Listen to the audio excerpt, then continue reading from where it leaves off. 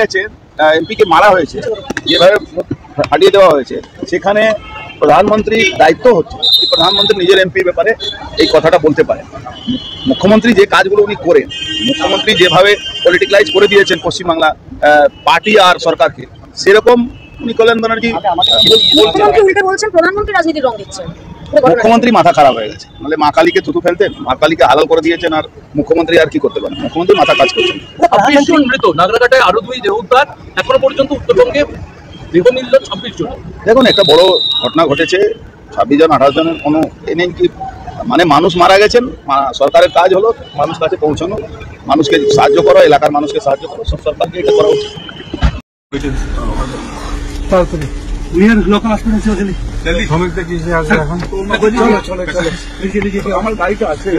মুর্মু এবং শঙ্কর ঘোষ বিজেপির 2 নেতা, তাদের উপর হামলার প্রসঙ্গে একটা বিকৃত প্রচার চলছে। তো সে বিষয়ে 2-4টে কথা।